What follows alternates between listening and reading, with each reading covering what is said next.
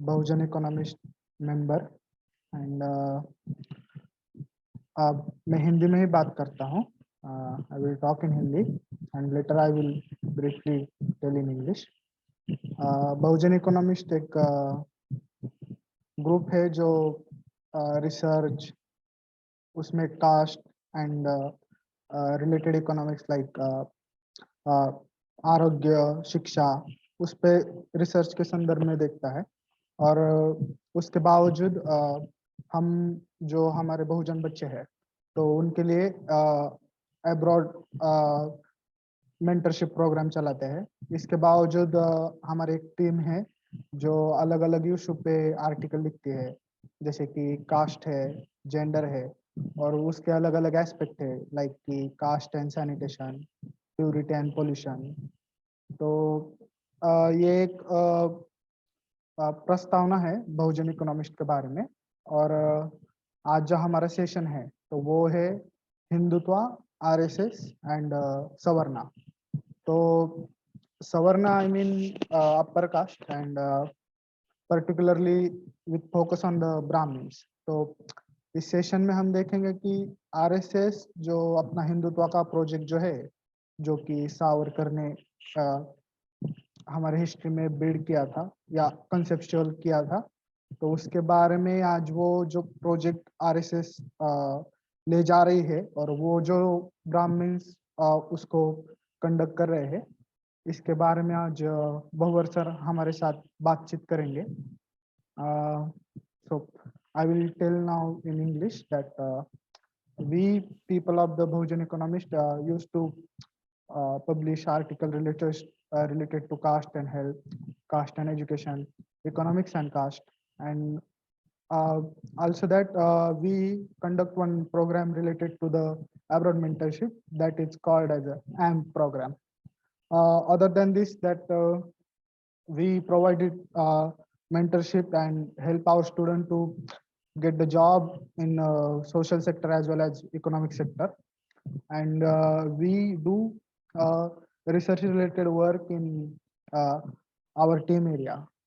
So this is about the Bahujan Economist, and in this series we are going to do third session, that is on the topic of the RSS, Hindutva, RSS and Savarna. And in that, Bhavarji will talk about how the project of the Hindutva is going on, and that how that is led by the RSS, and how Brahmins are particularly playing the role in it.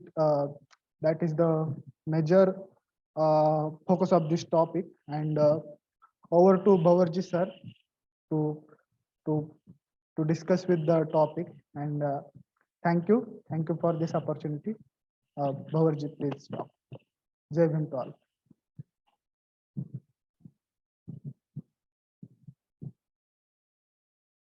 Thank you very much, Ganesh ji. सबको जय भीम.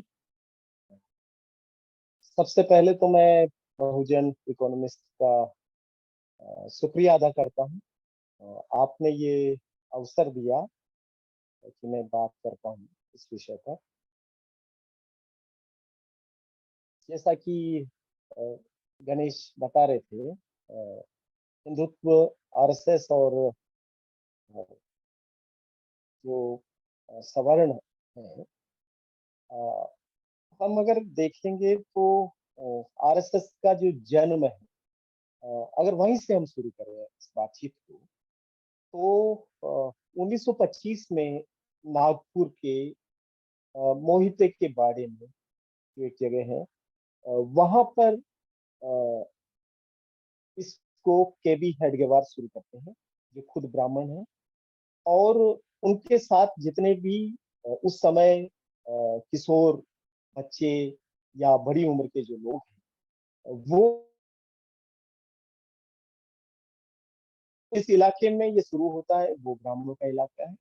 और एक तरीके से ये यूं मान लीजिए तो इसकी स्थापना से ही साफ होता है कि ये ब्राह्मणों के इलाके में, ब्राह्मणों के द्वारा, ब्राह्मणों की जरिए और ब्राह्मणों के लिए शुरू किया गया एक ऑर्गेनाइजेशन रहा। शुरुआत में तो इसका नाम भी आरएसएस नहीं था, जरिका पट पटमंडल और ऐसे कुछ कुछ कुछ नामों पर भी उन्होंने विचार किया कि क्या नाम हो सकता है। तो एक तरीके से शुरुआत ही उसकी होती है ब्राह्मण उससे ब्राह्मणों की ही उपस्थिति से। और फिर ये जो ब्राह्मण वर्चस्व है आरएसएस में, ये उसके जन्म से लगा करके अब तक अगर आप देखेंगे तो वो बरकरार रहता है, उसमें कोई कमी नहीं आती है।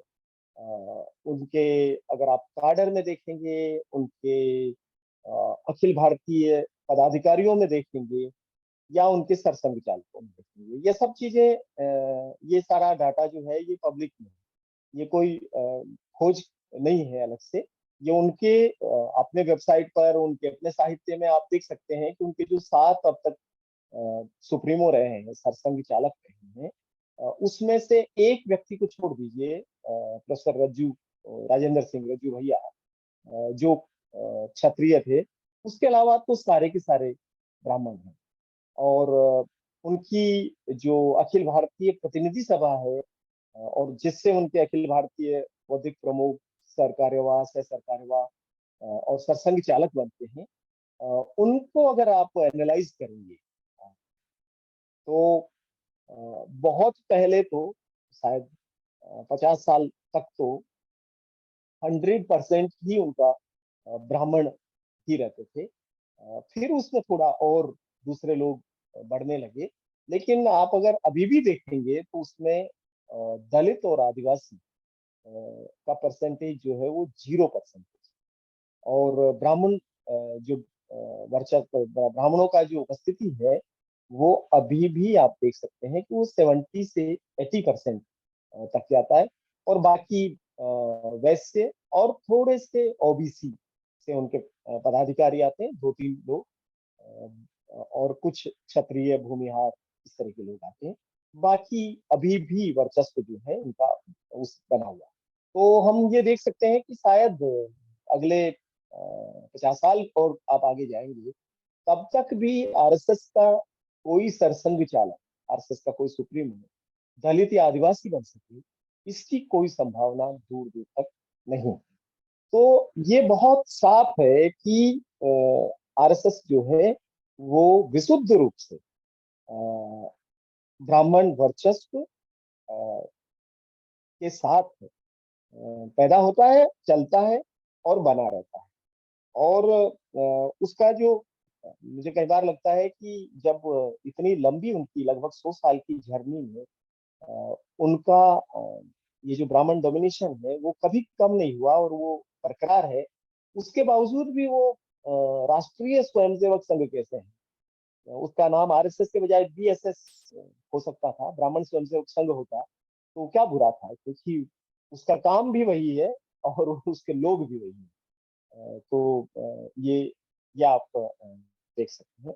और एक तरीके से ये ब्राह्मणवाद, पूंजीवाद और सामंतवाद का एक मिश्रण, इन सारी चीजों को मिला करके, और उसमें भी जो ब्राह्मणवाद है उसका उसका एकदम वर्चस्व है। और ये दिखता नहीं है उस रूप में, क्यों? लेकिन अगर आप आरएसएस में हैं, अगर आप उसके भीतर जाते हैं और अगर आप देखते हैं तो या तो एकदम आप उसको बहुत तीखी निगाह से देखते हैं, आप उसको निरंतर वॉच करते रहते हैं तो आप उसको पाएंगे, या फिर आप उसके भीतर में जाकर के भी कई बार देख सकते हैं कि किस तरीके से बहुत सूक्ष्म तरीके से उनका जो ब्राह्मण वर्चस्व है वो उसमें बना हुआ है और वो काम करते रहता है। कहने के लिए वो राष्ट्रीय है, लेकिन उनका राष्ट्र कहाँ है, वो राष्ट्र की परिभाषा क्या है? क्योंकि उस राष्ट्र में अल्पसंख्यक नहीं है, उस राष्ट्र में महिलाएं नहीं है, उस उनके उस राष्ट्र में दलित और आदिवासी को कोई जगह नहीं है। तो ये जो उनका राष्ट्रीय का चरित्र है वो किसी भी रूप में राष्ट्रीय नहीं है। लेकिन आरएसएस के भीतर राष्ट्र, राष्ट्रभक्ति, राष्ट्रवाद, राष्ट्रीयता पर इतनी चर्चा है जिसका कोई गिनती नहीं कर सकते आप। मैं कुछ साल जब आरएसएस में था तो मैं सोचता हूँ कि उन 5 सालों में मैंने जितना राष्ट्र राष्ट्र राष्ट्र सुना होगा, उतना शायद और कुछ चीज नहीं सुनी होगी, क्योंकि विश्वास के साथ भी है, क्योंकि आरएसएस ने जो राष्ट्रवाद की परिभाषा बनाई, और वो भले ही अपने आप को हिंदुओं का प्रतिनिधि संगठन कहते हैं, लेकिन उन्होंने जिस तरीके से अपने लिए क्योंकि आरएसएस के लोगों में आपको धार्मिकता नहीं पाएंगे, वो कर्मकांड धार्मिकता कहीं कुछ करते नहीं। आरएसएस का किसी कार्यालय में किसी देवी देवता की तस्वीर आपको नहीं नजर आएगी। उनके यहाँ कोई एक तस्वीर किसी देवता की देवी की नजर आएगी तो वो भारत माता की एक तस्वीर होगी। तो उन्होंने एक तरीके से राष्ट्रवाद का एक अवधारणा बनाई, और एक देवता बनाया, एक देवी बनाई जो भारत में, लेकिन शाखाओं में सदैव राष्ट्र देवो भव की करते हैं।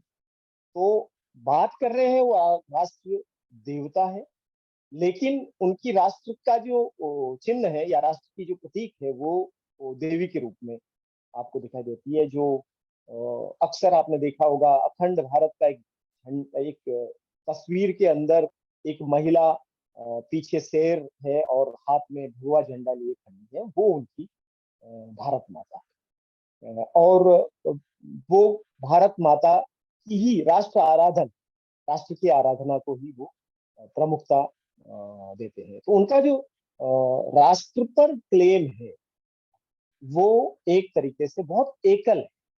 और चूंकि सवर्णों को ये लगता है, और खासतौर पे शायद ब्राह्मणों को ये लगता है कि वही राष्ट्र, उनका कहा हुआ चीज ही सब कुछ, वो जिसकी कल्पना कर लेते हैं या वो जिसकी परिभाषा दे देते हैं, वो जो कह देते हैं, वही विश्व भी है, ब्रह्मांड भी है और राष्ट्र। तो इसलिए उनको कोई दिक्कत नहीं है इन सब चीजों से, कि भाई उनकी राष्ट्र की अवधारणा कितनी संकीर्ण है, लेकिन इतनी संकीर्ण अवधारणा को वो ये मानते हैं कि वो बहुत महान और बहुत विस्तृत राष्ट्र है और राष्ट्रवाद है।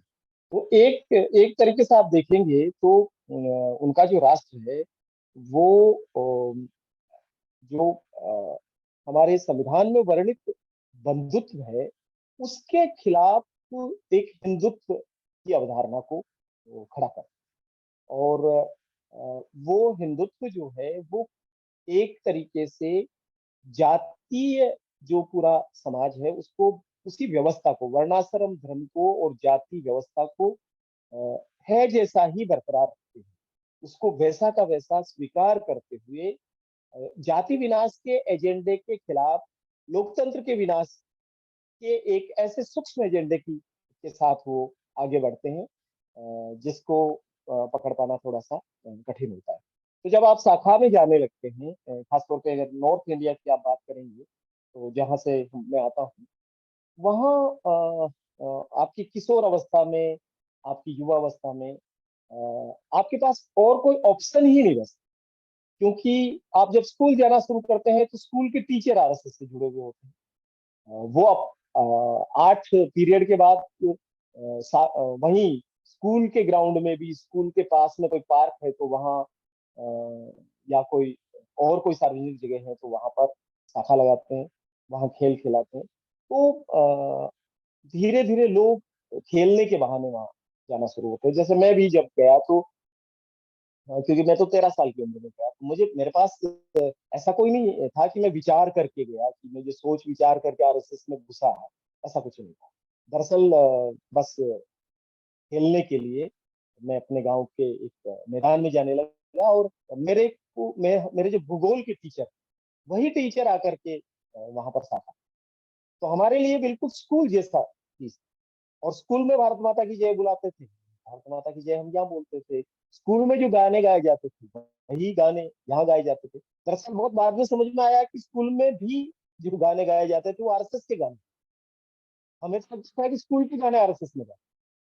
इतना गड्डम गड है सारी चीजें कि स्कूल, नॉर्थ इंडिया की जो हिंदी भाषी बेल्ट है उसकी जो प्राइमरी स्कूलें हैं, अपर प्राइमरी स्कूलें हैं या सेकेंडरी स्कूलें हैं, वहां तक आरएसएस का इतना जबरदस्त अंदर तक पहुंच है कि आरएसएस की शाखा में और सरकारी स्कूल की प्रार्थना सभा में आपको बहुत ज्यादा अंतर ही नहीं।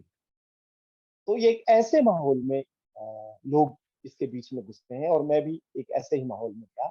और जब मैंने शाखा में जाना शुरू किया उसी दरमियान मुझे अपने ही गांव के एक आयुर्वेदिक अस्पताल के एक वैद्य को एक अखबार लाके देना पड़ता था हर हफ्ते, और उसका नाम था पांचजी। और मैं लाता उसको, रात के समय मेरे पास रहता, तो मैं उसको ऐसे शुरू शुरू में सरसरी तौर पे पढ़ता, बाद में मेरा इंटरेस्ट जगने लगा, फिर मैं उसको ठीक से पढ़ने लगा। तो जो शाखा में बात हो रही थी, जो स्कूल में बात, वही बात उसमें भी लिखी हुई होती थी। तो एक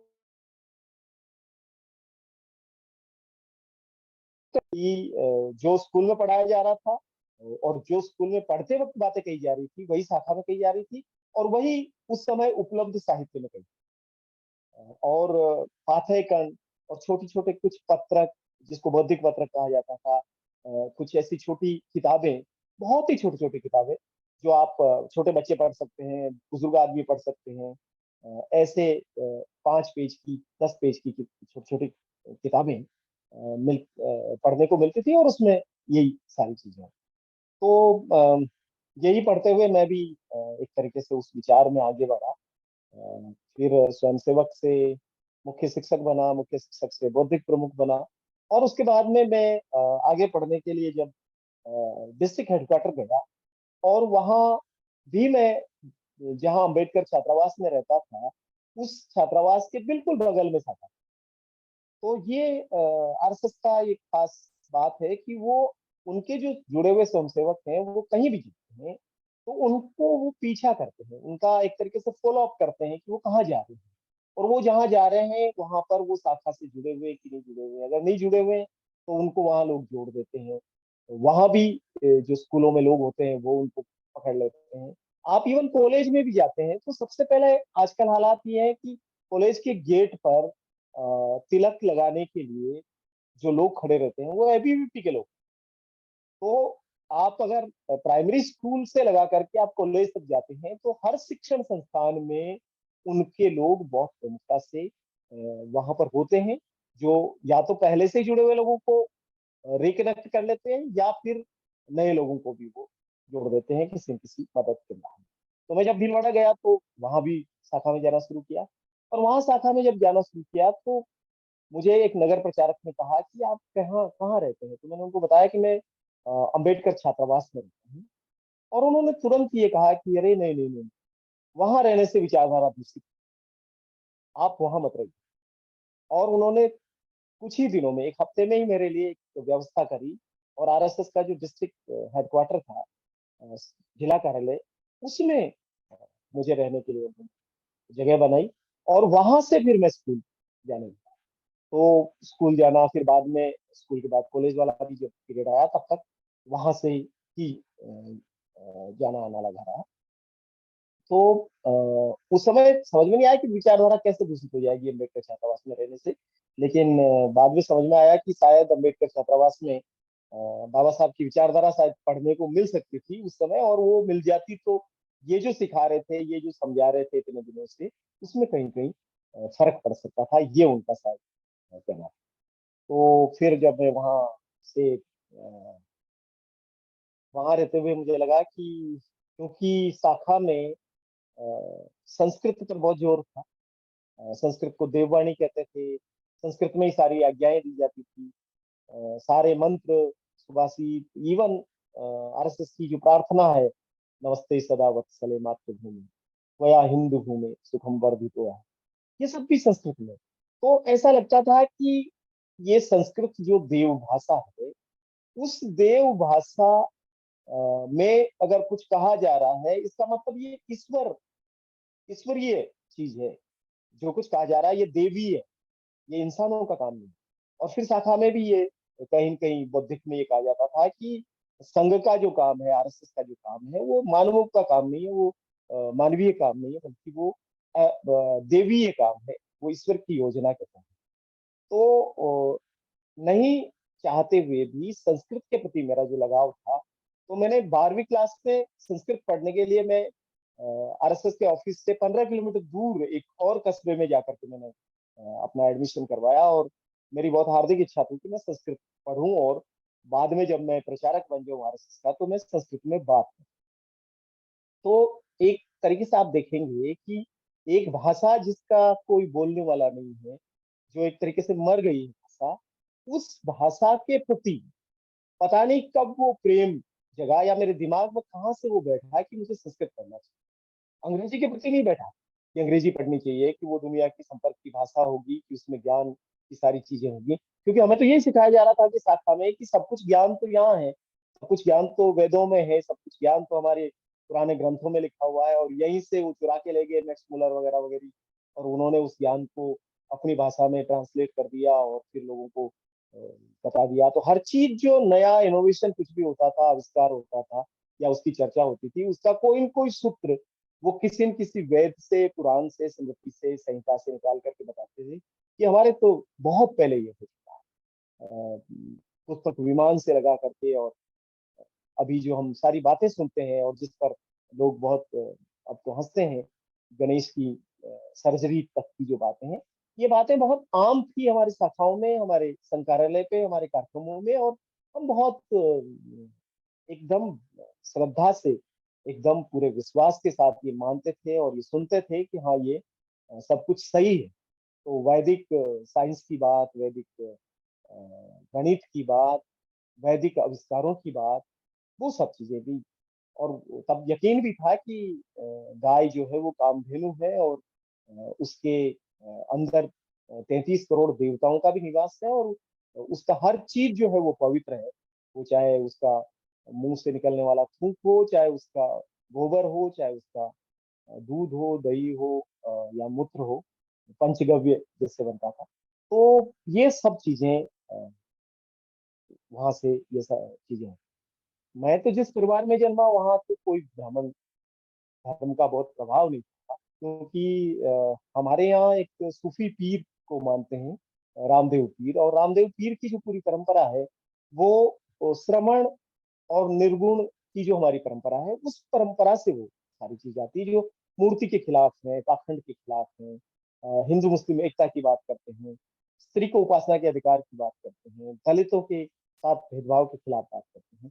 तो उस तरह के विचार के साथ जहाँ पर कोई पाखंड नहीं, कोई मंत्र नहीं, कोई सारी चीज नहीं। लेकिन चूंकि मैं यहाँ आकर के मैंने ये सारी चीजें सीखी, तो मैं मंगलवार का व्रत करना शुरू किया, मैंने रामचरितमानस का पाठ शुरू किया, सुंदरकांड पढ़ना शुरू किया। तो ये सब चीजें जो थी शाखा में जो मिल रहा था संस्कार, उसके जरिए मेरे अंदर पहुंची, और मेरे जरिए मेरे समुदाय की तरफ ये चीजें आने लगी, क्योंकि उधर से जो साहित्य आता वो हम अपने लोगों में बांटते थे। हम उनका एक छोटा सा पुस्तकालय हमारे गांव में चलाते थे, और उस पुस्तकालय में जितनी भी किताबें आती थी वो सब किताबें उनके जरिए आती। आपको ताजुब होगा कि मैंने पहला डॉक्टर अम्बेडकर के बारे में जो पढ़ा, वो दत्तोपंत ठेंगड़ी नाम के जो भारतीय मजदूर संघ के संस्थापक थे, उनका लिखा हुआ डॉक्टर अम्बेडकर का जीवनी पढ़ा। और जो मैंने डॉक्टर अम्बेडकर जाना, वो अब तो मैं देखता हूँ तो वो बिल्कुल ही अलग है। लेकिन मैंने वहां ये जाना कि डॉक्टर अम्बेडकर संस्कृत को राष्ट्रभाषा बनाना चाहते थे, भगवा झंडे को राष्ट्रध्वज बनाना चाहते थे। वो हिंदू राष्ट्र के बिल्कुल खिलाफ नहीं थे। उन्होंने बौद्ध पंथ, बौद्ध धर्म की बात या धर्म की बात की, उन्होंने वहां तो कहते ही नहीं थे, क्योंकि उनका ये मानना था कि सिख, बौद्ध, जैन तो सारे हिंदू धर्म के ही पंथ थे। तो उनका एक कहना था कि बौद्ध पंथ भी उन्होंने इसलिए लिया, अपनाया, क्योंकि वो हिंदू धर्म का कम से कम नुकसान करना, तो इस वजह से। और उनमें किसी प्रकार का ऐसा कोई कटुता नहीं थी। और फिर वो बहुत सारी बातें जो कि उनको ब्राह्मणों ने पढ़ाया, उनको मदद भी ब्राह्मणों ने की, और जीवन भर वो ब्राह्मणों के साथ रहे और उनके साथ ब्राह्मण रहे। ये सब बातें हमने पढ़ी। धारा 370 के वो खिलाफ थे, मुस्लिम्स के बहुत खिलाफ थे, और पाकिस्तान, थॉट्स ऑन पाकिस्तान से उन्होंने कई सारी उसमें चीजें डाल रखी थी। तो मुझे लगता था कि हाँ, डॉक्टर अम्बेडकर भी बाकी जितने महापुरुष हैं, तो मेरे नजर में उस समय महापुरुष लोकमान्य तिलक से लगा करके सावरकर से लगा करके हेडगेवार, गोलवलकर, देवरस, ये सब के बाद में, इवन थेंगड़ी के भी बाद में कई अम्बेडकर आते थे कि भाई इतने सारे लोगों के बीच में ये अम्बेडकर भी कोई एक व्यक्ति है जो जिन्होंने काफी कुछ काम किया होगा। तो एक तरीके से बिना किसी बहुत प्रयास के ब्राह्मणवाद का पूरा एजेंडा 1 घंटे की शाखा में, कभी कभी उनके होने वाले प्रोग्राम्स में, उनके साहित्य को पढ़ करके, उनके बीच रह करके अपने आप दिमाग में चले। उसके लिए अलग से कुछ प्रयास करने की जरूरत नहीं है। मैं जिस विचार से आता हूँ, मेरा परिवार जिस विचार से आता है, उसके जस्ट अगेंस्ट का विचार जो है वो मेरे दिमाग में। और चूंकि मेरे पिताजी तो इस पूरे विचार के खिलाफ रहे और उनको कभी भी ये पसंद नहीं था। तो शुरू में तो उनको लगा कि बच्चा खेलने के लिए जा रहा है, लेकिन जब मैंने ये पूरा उनका ड्रेस पहन करके और लाठी लेकर के, टोपी पहन करके जब मैं शाखा में जाने लगा, तब उनको लगा कि कुछ न कुछ तो गड़बड़ हो रहा है, ये कहाँ, ये क्या है। तब उन्होंने टोकना शुरू किया मुझे और मुझे कहना शुरू किया कि ये लोग दोगले लोग हैं, ये अच्छे लोग नहीं हैं। लेकिन क्योंकि मुझे लगता था कि मेरे पिताजी का बैकग्राउंड जो है वो कांग्रेस की राजनीति से आता है, और कांग्रेस जो है वो देश के भला चाहने वाली पार्टी नहीं है, उनकी वजह से देश का पूरा बंटवारा हुआ और ये गलत लोग हैं। तो मैं जब आरएसएस में था तो मेरे पिताजी के साथ मेरा जो रिश्ता था वो काफी तनाव वाला रिश्ता था। क्योंकि मुझे मैं हर बात को पिताजी जो कहते थे उसको आरएसएस में कही गई बात से एक तरीके से तुलना करता था कि मेरे पिताजी इसलिए ऐसा कह रहे हैं क्योंकि वो, उनका बैकग्राउंड जो है वो कांग्रेस, और कांग्रेस जो है वो गलत लोगों की पार्टी है या गलत विचार। तो आप ये देखिए कि एक गांव में एक बच्चा 13 साल की उम्र में उनके साथ जाता है और वो 2-3 साल में ही पूरी तरीके से ब्राह्मणवादी तौर तरीकों को अपना लेता है, संस्कृत सीखना चाहता है और हिंदू राष्ट्र बन, और तब तक ये पता भी नहीं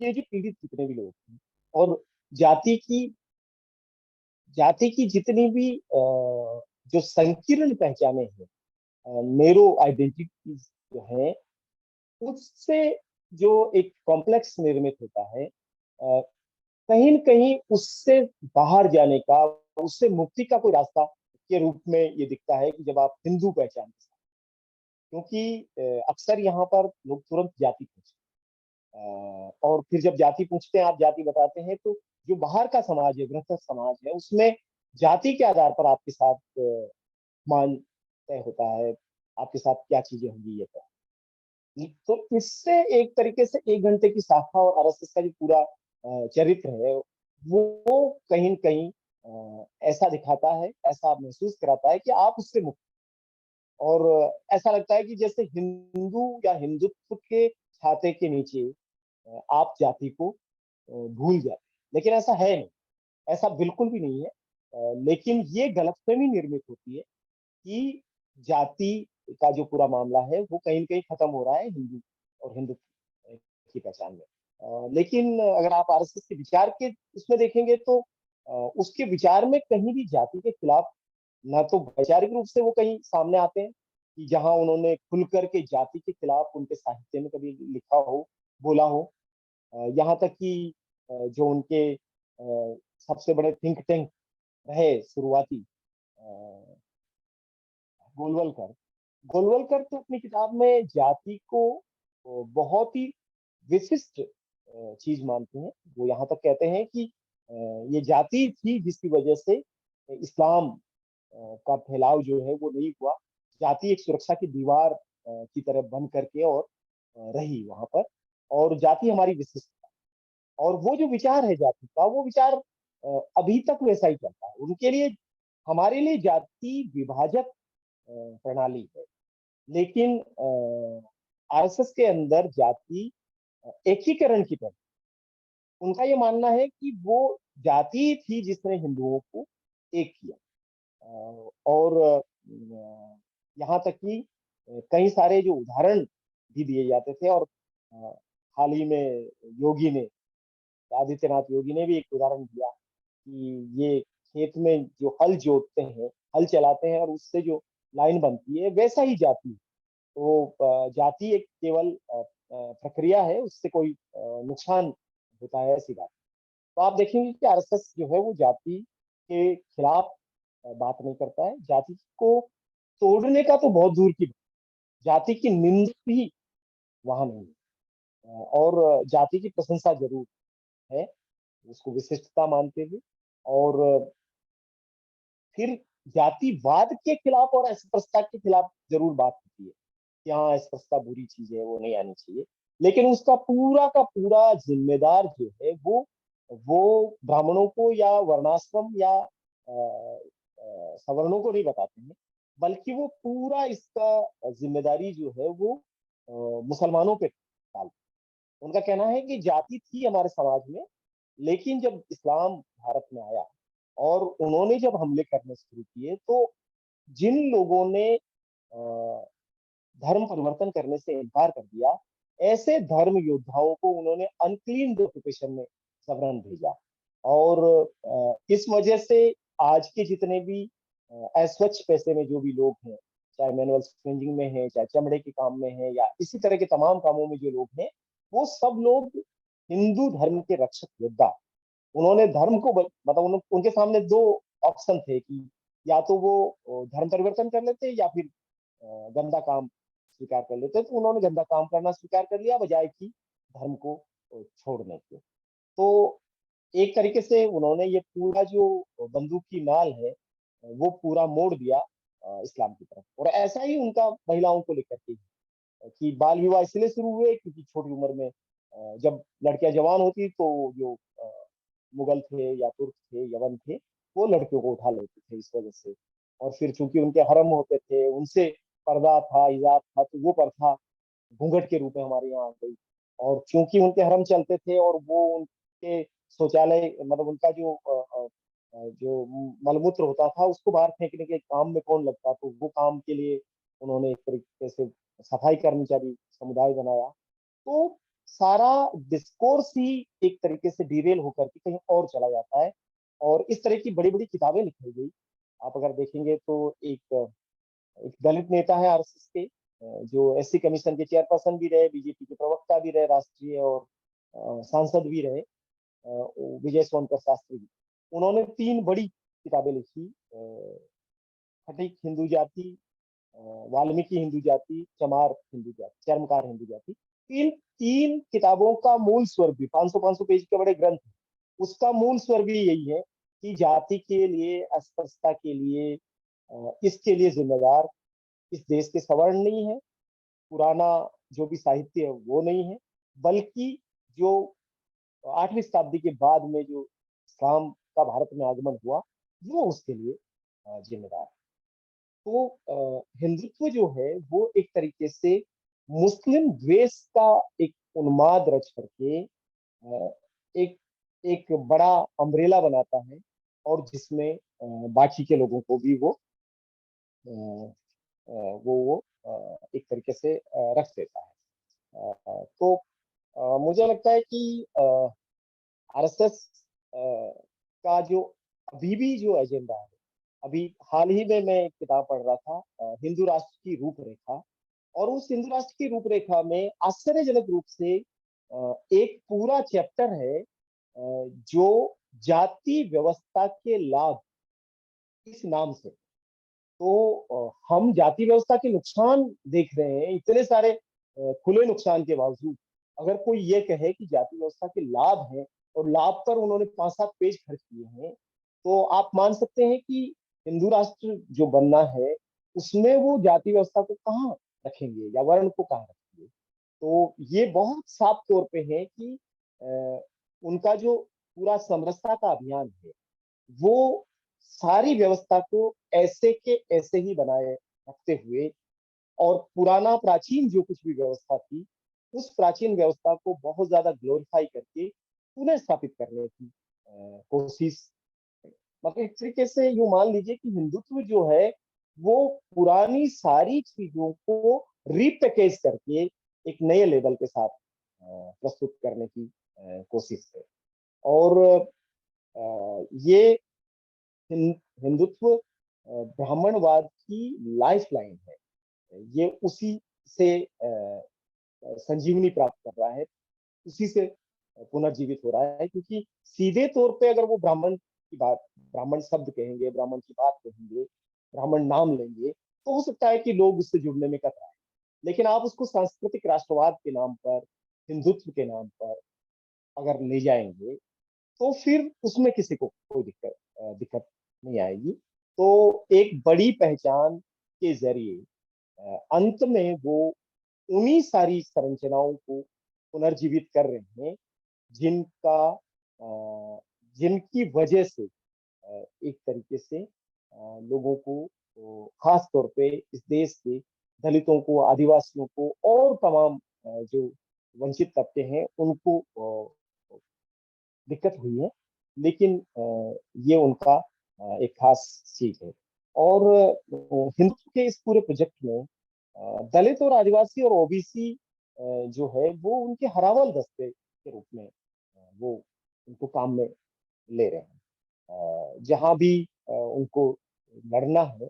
मैं जिस शहर में रहता हूँ वहाँ पिछले कुछ सालों में सर्वाधिक केसेज जो कम्युनल राइट्स के, कम्युनल टेंशन जो हुए हैं, उसमें दलित वर्सेस मुस्लिम्स थे।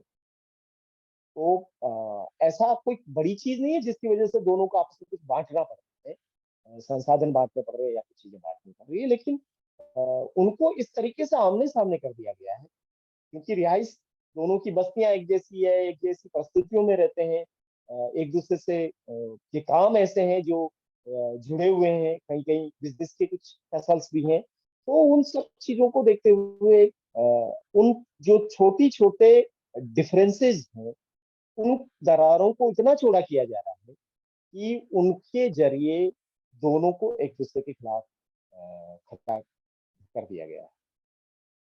तो मैं ये कहना चाहता हूँ कि जो आरएसएस का हिंदुत्व का दर्शन है, वो दरअसल वो ब्राह्मण दर्शन है, ब्राह्मण जीवन पद्धति है और ब्राह्मण धर्म। हिंदू धर्म अपने आप में ही एक ब्राह्मण धर्म ही है, क्योंकि उससे अगर उस उन चीजों को बाहर निकालेंगे, अगर आप जाति को बाहर निकालेंगे, वर्ण को बाहर निकालेंगे, ऊंच नीच को बाहर निकालेंगे, पवित्रता अपवित्रता को बाहर निकालेंगे, निषेध और क्या चीजें खाई जाएगी, क्या नहीं खाई जाएगी, इन सब चीजों को बाहर निकालेंगे, तो उसके बाद फिर बचता क्या? उसके बाद कुछ बचता नहीं है।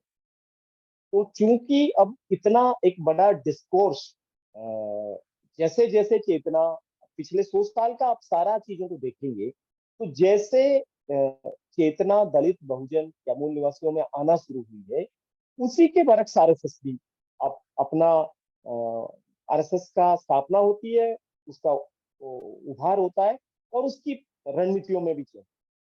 अगर 1920 के बाद डॉक्टर अंबेडकर और उनके साथ के जो लोग थे, उनका दलित मुक्ति का या अछूत मुक्ति का आंदोलन जोर पकड़ता है, तो उसी दरमियान में 1923 में हिंदुत्व का पूरा अवधारणा भी सावरकर सामने लेकर के आते हैं, और हेडगेवार का 1925 में आरएसएस बन जाता है, और फिर वो आगे बढ़ता है। और इसको आप अलग अलग क्रम में भी देखेंगे तो वो इसी रूप में काम करता है, लेकिन अपने मूल चरित्र को वो कभी भी नहीं खोता है। तो वो हर उस वक्त में, जब भी दलित मुक्ति का कोई भी प्रयास है, आपको आरएसएस कहीं नजर नहीं आता। डॉक्टर अंबेडकर भी उसी महाराष्ट्र में सक्रिय हैं, वहीं वो कालाराम मंदिर प्रवेश का भी आंदोलन था, उनका महार सत्याग्रह भी था, और वहीं पे आरएसएस भी है।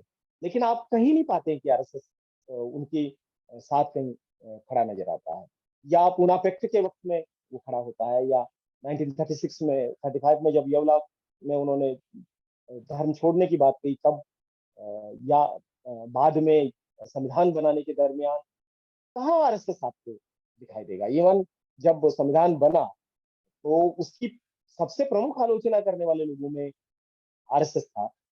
ऑर्गेनाइजर में बाकायदा उन्होंने लिखा कि ये कट पेस्ट है, विदेशों से आयातित है, और भारत में मनु का शानदार विधान होने के बावजूद इनको ये बाहर से आयात करके लाना पड़ा।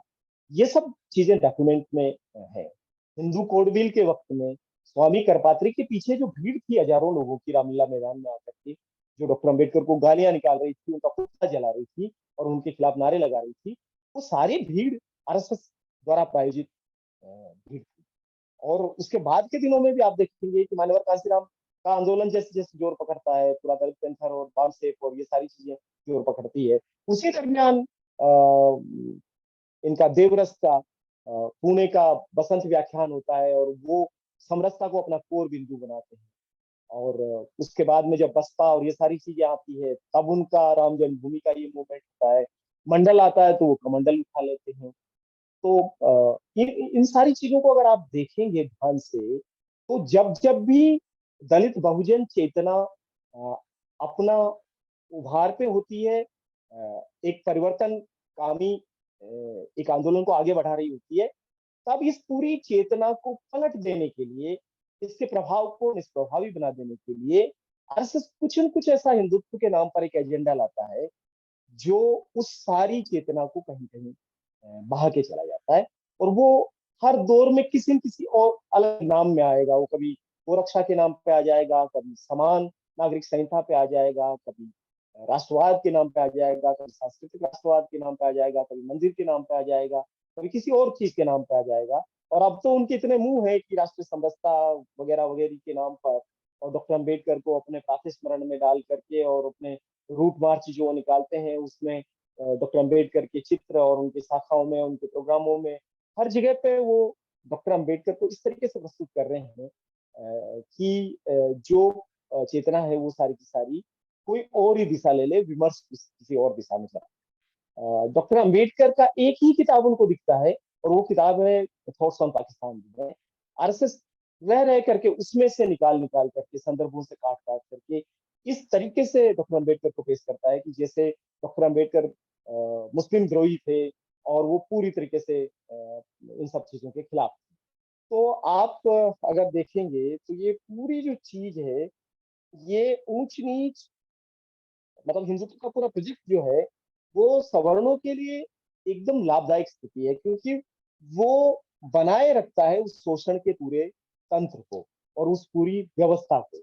और उसको वो खत्म होने की कोई वो बिना खत्म किए वो अपने हिंदुत्व की उन सारी चीजों को चला सकते हैं। तो मुझे ये लगता है कि अ, भले ही वो दिखाने के लिए अपना मुस्लिम द्वेष और ईसाइयों के प्रति द्वेष को वो दिखाते हैं, उसके खिलाफ उन्माद की बात करते हैं, लेकिन अंततः आप अगर देखेंगे तो उस ये सामने जो है उसके ठीक पीछे वो उनका जो स्त्री द्वेष है, उनका जो दलितों के प्रति नफरत है, आदिवासियों के प्रति जो उनका बहिष्करण है, वो सब भी तर्कवादियों के प्रति जो उनका जो एक तरीके से जो नफरत है, वो सब आपको उसके उसी में दिखेगा। वो उसमें कहीं कम नहीं है, क्योंकि जो जो भी लोग या विचार या समूह सवर्ण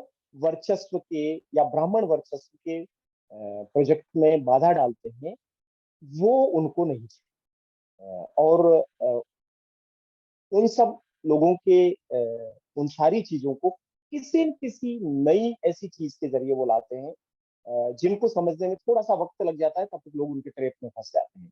जैसे वो सीधे तौर पे कभी नहीं कहेंगे कि स्त्री को जो अपना अपने जीवन के जो अधिकार हैं, चाहे वो किसी को चयन करना है जीवन साथी के रूप में या कुछ भी प्रेम करना है, तो वो उस पर बात करने के बजाय उस पूरे डिस्कोर्स को लव जिहाद पे ले जाएंगे और पूरा इस तरीके से बनाएंगे कि लोगों को लगेगा कि इस लव जिहाद पर ये बहुत खतरनाक चीज है और इस पर अगर कुछ नहीं किया हमने तो शायद हमारा धर्म।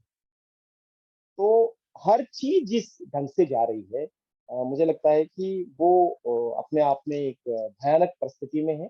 और चूंकि अब केवल घोषित होना बाकी है, नहीं तो हम एक ऐसे एरा में जी रहे हैं जो लगभग हिंदू राष्ट्र जैसा है और वो दिखाई दे रहा है, क्योंकि लोकतंत्र के सबसे बड़ी जगह पर अगर उसका उद्घाटन किसी राजदंड से होता है, तो ये ब्राह्मणवाद की पुनर्स्थापना और वापस उसके पहुंच जाने का प्रतीक है। क्योंकि जहां इस देश का एक चुना हुआ प्रधानमंत्री बाबाओं के चरणों में एकदम नतमस्तक हो जाता है। और ये केवल एक घटना नहीं है, ये तमाम इस समय जो हिंदू राष्ट्र के प्रवचन दे रहे लोग जो हैं, वो जिस जगहों से आ रहे हैं, ये जो कथावाचक और तमाम तरह के जो मूर्खता के जो भंडार है, वो इन सब चीजों को ला करके और वर्ण व्यवस्था, मनुस्मृति, इन सबको लेजिटिमेट करने में लगे हुए हैं। इन सबको बरी कर रहे हैं कि इनमें कुछ भी गलत नहीं है, और गलत कुछ लिखा हुआ है तो वो गलत लोगों ने उसमें डाल दिया होगा, बाकी कुछ गलत नहीं है। तो इन सब चीजों को और इन खतरों को देखते हुए मुझे तो लगता है कि संघ, आरएसएस, हिंदुत्व और सवर्ण तीन अलग शब्द हो सकते हैं, लेकिन इन सब की गर्भनाल ये बिल्कुल जुड़ी हुई है। ये अलग अलग हैं, अलग चेहरे हैं, अलग नाम है, अलग शब्द हैं, लेकिन इनका सब कुछ गड्ढम गड्ढ है। ये सब कुछ अंतर गुम्फित है, एक दूसरे से एकदम जुड़ करके ही काम करते हैं और अलग नहीं है, ऐसा मेरा मानना है। धन्यवाद।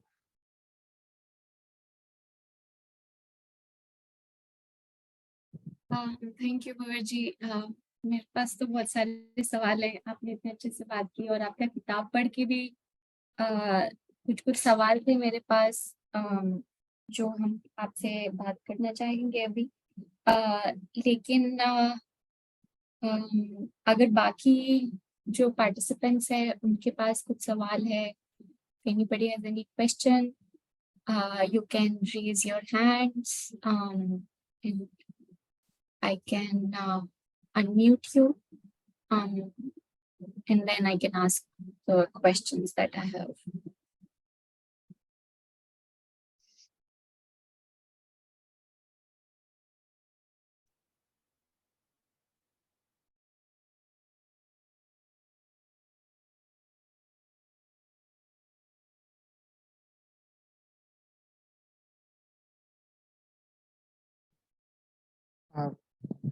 Can I ask?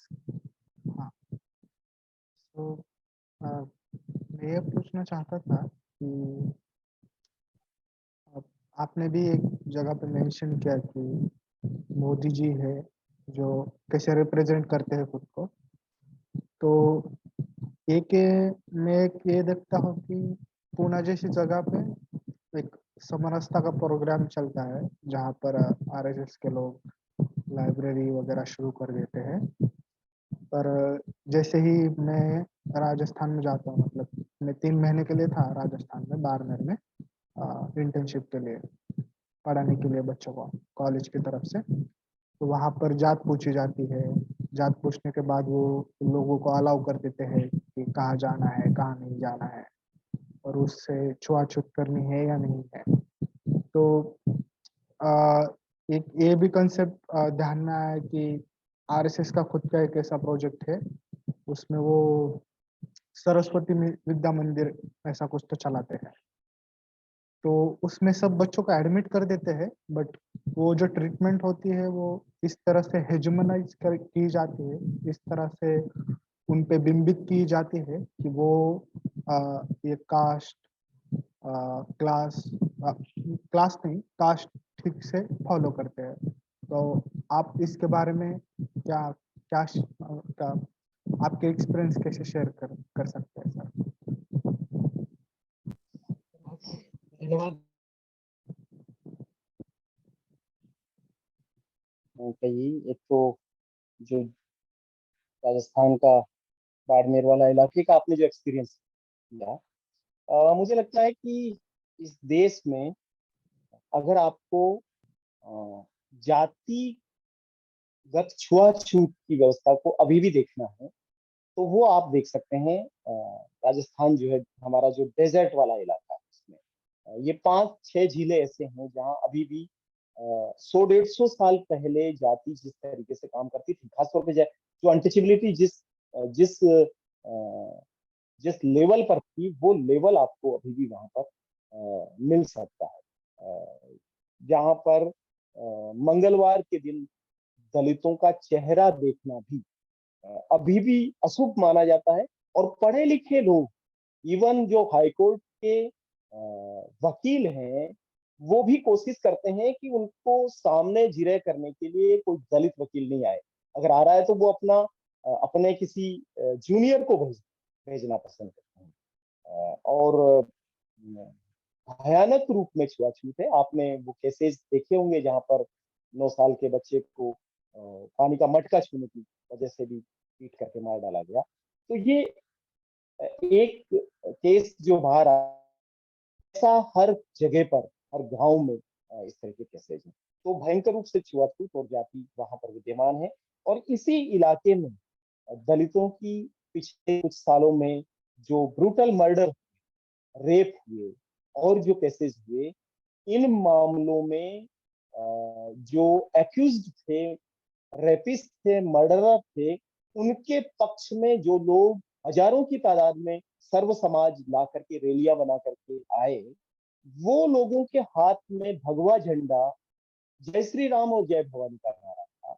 और 2 अप्रैल 2018 को SC/ST अट्रोसिटी एक्ट के पक्ष में जो दलितों का, आदिवासियों का आंदोलन हुआ, 6 जगह पर राजस्थान में RSS VHP बजरंग दल के ऑफिसेज से भगवा झंडा लिए जय श्री राम नारा लगाते हुए लोगों ने दलितों, आदिवासियों के आंदोलन पर हमले किए और ऐसा FIR में दर्ज किया गया। तो आप देखिए कि हिंदुत्व जो है वो किस तरीके से जाति को प्रोटेक्ट करता है, जाति के नाम पे छुआछूत करने वालों को, मर्डर करने वालों और रेप करने वाले लोगों के पक्ष में वही झंडा जो RSS की शाखा में लगता है, उसी झंडे को लेकर के वो लोग खड़े हो। रही बात ये इनके स्कूलों की, जो सरस्वती विद्या मंदिर उनका 1952 से शुरू हुआ और अब 50,000 से ज्यादा स्कूल उनके चलते हैं। कई कॉलेज चलते हैं, एक यूनिवर्सिटी भी अब उन्होंने बनाया है और इंग्लिश मीडियम भी इसमें माउंट आबू पर, आप माउंट पे जाएंगे तो उनका एक इंग्लिश मीडियम स्कूल भी चलता है। और राजस्थान में उनको आदर्श विद्या मंदिर कहा जाता है। ये आदर्श विद्या मंदिर इनके प्रशिक्षणों के बहुत बड़े अड्डे हैं। इनकी जितने भी ट्रेनिंग्स होती है 10 दिन की, महीने भर की, ये सब इन्हीं जगहों पर होती है। तो एक तरीके से उनके ट्रेनिंग्स जो चलते रहते हैं वो इन स्कूलों में चलते हैं। इन स्कूलों में वो सबको भर्ती करते हैं, सारे बच्चों को करते हैं, इवन मुस्लिम बच्चों को भी वो एडमिशन देते हैं और वहां से ब्रेन वॉश का काम करते हैं। तो शाखा के अलावा RSS की जो ब्रेन वॉश की फैक्ट्री है वो इनके सरस्वती शिशु मंदिर और आदर्श विद्या मंदिर, जहां पर कोई दलित बच्चा जाए, आदिवासी बच्चा जाए, चाहे वो मुस्लिम बच्चा जाए, उसको वो वहां पर वो सारे मंत्र सिखाते हैं, वहां वो सारी बातें सिखाते हैं। जो बातें अभी हम व्हाट्सएप पर सुनते हैं, जिनको हमको लगता है कि व्हाट्सएप पर ये क्या कचरा आ रहा है, ये सारा कचरा RSS की शाखा में, RSS स्कूलों में वर्षों से सिखाया जाए। आप सोचिए कि मुझे 1991 में ये सब चीजें मेरे दिमाग में भर चुकी थी कि ताजमहल जो है वो तेजो महालय शिव मंदिर, कुतुब मीनार जो है वो जो है वो वराह मिहिर का वो दंड है, या इमाम बाड़े क्या है, फतेहपुर सीकरी का जो महल है वो क्या है, वो सब चीजें ऐसी किताबें थी। आप मेरे यहाँ लाइब्रेरी में भी देख सकते हैं, जहाँ क्रिश्चियनिटी कृष्ण नीति है ये किताब, और बड़ी किताब। तो आप सोचिए कि ये सब चीजें जो है ये कब से भरी जा रही है, ये नई चीज नहीं है। मतलब मैंने जब ये किताब पढ़ी उससे कहीं 20 साल पहले ये किताब छप चुकी, तो कब लिखा गया होगा ये कचरा और सारी चीजें। ये सारा कचरा शाखा के जरिए, आदर्श विद्या मंदिरों के जरिए, तो आदर्श विद्या मंदिर से आप अपने बच्चे को, गणेश कामले अगर अपने बच्चे को भेज दें वहां और वहां से वो निकलेगा, तो वो सबसे पहले आपके साथ सामने खड़ा होकर के एक ऐसा डॉक्टर अम्बेडकर प्रस्तुत करेगा कि आप सर पीट लेंगे, आप कहेंगे कि ये क्या बच्चा बना के निकाला। तो ये ब्रेन वॉश की फैक्ट्री है, यूं समझिए।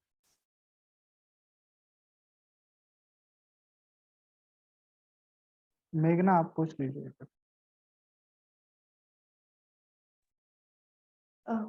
Hi sir, thank you for your valuable insights. I had a question कि जब आप बोले कि माइनॉरिटीज जैसे कि कैसे नेशन को रिप्रेजेंट कर रहा है हिंदू राष्ट्र तो राष्ट्र का बेसिक डेफिनेशन नहीं है। तो जब आरएसएस के विंग्स हैं माइनॉरिटीज के, तो हाउ डू वी से कि मतलब एक्सक्लूजन कैसे प्रैक्टिस होता है जब उनके पास माइनॉरिटीज के भी ये हैं, मतलब सेक्शंस हैं वहां पर।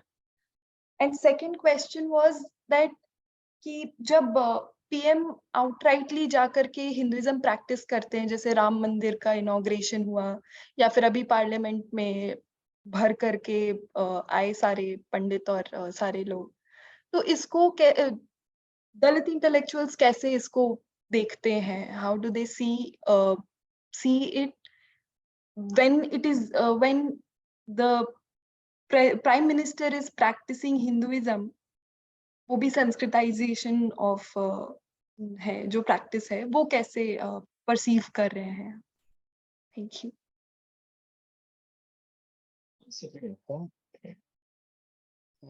ये जो आपने कही कि आरएसएस के अपने विंग्स हैं, माइनॉरिटी को लेकर के कई चीजें हैं। एक आरएसएस का अगर आप ढांचा देखेंगे, आरएसएस का मूल स्ट्रक्चर आप देखेंगे, तो आपको उसमें फर्क है। आरएसएस का जो डिसीजन मेकिंग का जो जगह, वो उनका अखिल भारतीय कार्यकारिणी जो है, अखिल भारतीय प्रतिनिधि सभा जिसको, वो है। और उसमें कोई भी आपको मुस्लिम, कोई भी दलित, कोई आदिवासी अभी नजर नहीं आया, वहां नहीं। आरएसएस का अपना अंदर का ढांचा भी 3 स्तर पे चलता है। एक उनकी व्यवस्था होती है जिसको प्रचारक व्यवस्था कहते हैं, और उसी प्रचारक व्यवस्था से उनका सरसंघचालक चुना जाता है। उनका सारे जो लोग चुने जाते हैं वो सब प्रचारकों में से निकल के आते हैं। एक तरीके से प्रचारक उनके सबसे पावरफुल लोग हैं। फिर उनके संघ, उनके वो होते हैं कार्यवाह होते हैं, जो जिला तहसील कार्यवाह, जिला कार्यवाह, प्रांत कार्यवाह, अखिल भारतीय कार्यवाह, ऐसे चलता है। वो उनके एक तरीके से अध्यक्ष मंडल की तरह वो काम करता है। और तीसरा उनका स्वयंसेवकों का अपना एक स्ट्रक्चर होता है, जिसमें वो स्वयंसेवक, मुख्य शिक्षक, कार्यवाह, बौद्धिक प्रमुख, ये ऐसे इस तरीके से। ये 3 तो मूल उसके ढांचे हैं, लेकिन उनका बहुत सारे एक्सटेंशन काउंटर्स, आप जिसकी बात कर रही हैं वो उनका एक तरीके से बाहर दिखाने वाला चीज। ये वो हाथी के दांत हैं जो खाने के काम नहीं आते हैं, ये दिखाने के काम। तो ये राष्ट्रीय मुस्लिम मंच जो उन्होंने बना रखा, और इंद्रेश कुमार उनके प्रभारी हैं, वो इस सारी चीजें करते रहते हैं, बीच बीच में जाते हैं। कभी भागवत भी जा करके वहां बोलते हैं कि मुस्लिम और हिंदुओं का डीएनए एक, या मुसलमानों के बिना हिंदुत्व अधूरा है। ये जो बातें आप सुनते हैं, ये सारी बातें, या उनका ये कहना है कि इस देश के सारे निवासी हिंदू हैं, जो मुसलमान है वो मोहम्मदी हिंदू है, क्रिश्चियन जो है वो ख्रिस्ती हिंदू है। तो उनकी उपासना पद्धति भिन्न है, बाकी वो सारे सारे हिंदू। तो ये दरअसल उन्होंने हर एक सेक्शन को पकड़े रहने के लिए उन्होंने कई सारे अपने एक्सटेंशन काउंटर खोल रखे। जैसे गाय के लिए उन्होंने गोरक्षक विंग खोल रखा है, वैसे मुसलमानों के लिए मुस्लिम मंच खोल रखा है, दलितों के लिए राष्ट्रीय समरसता मंच खोल रखा है, आदिवासियों के लिए वनवासी कल्याण आश्रम खोल रखा है।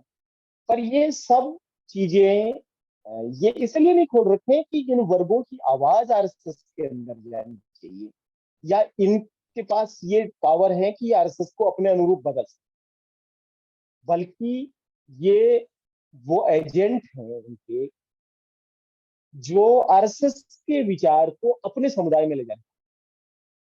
तो ये लीडर्स नहीं है, ये डीलर्स हैं। ये उधर की चीज को इधर डिलीवर करने का काम कर रहे हैं। इसलिए उनकी राष्ट्र की जो भी परिभाषा बनेगी, बन रही है, उसमें इन लोगों के लिए जगह बाहर, अंदर नहीं है। जैसे उनकी पुरानी व्यवस्था में, वर्ण व्यवस्था में सबके लिए एक स्थान निर्धारित था, और जो अवर्ण लोग थे अछूत लोग थे, उनके लिए गांव से बाहर दक्षिण टोला था, जहाँ की हवा भी नहीं आनी। तो ये सारे एक्सटेंशन काउंटर दक्षिण टोले हैं, जिसमें उन्होंने अब इन लोगों को बिठा रखा है। इनके पास कोई पावर नहीं है, इनके पास डिसीजन मेकिंग की कोई प्रक्रिया में ये जुड़ नहीं सकते, ये कुछ कह नहीं सकते, बल्कि ये आरएसएस के एजेंडे को अपने समुदायों में लाने का काम कर रहे हैं। तो इससे बहुत ज्यादा उम्मीद हम नहीं करते हैं कि ये कुछ कर पाएंगे। और ऐसे सैकड़ों नहीं बल्कि अब हजारों काउंटर्स। वो तुलसी के पत्ते बांटने वाला भी एक पूरा संगठन है उनका, जो रोज सुबह उठ करके हर एक अस्पताल में एक व्यक्ति पूरा जीवन भर तुलसी का पत्ता राम राम राम राम करके बांटते रहता है, और वो जीवन लगा देता है। उसको कुछ ही फर्क नहीं है कि मुझे ये क्या करना चाहिए। कोई एक समझदार व्यक्ति सोचेगा कि मैं रोज उठ करके तुलसी का पत्ता लेकर के ये क्या कर रहा हूँ, लेकिन वो नहीं सोचता उनका व्यक्ति। जिसको उन्होंने कह दिया कि गोबर पर ज्ञान फैलने का काम तुम्हें जीवन भर करना है, वो गोबर गणेश पूरा जीवन भर अपना करेगा ये सब काम।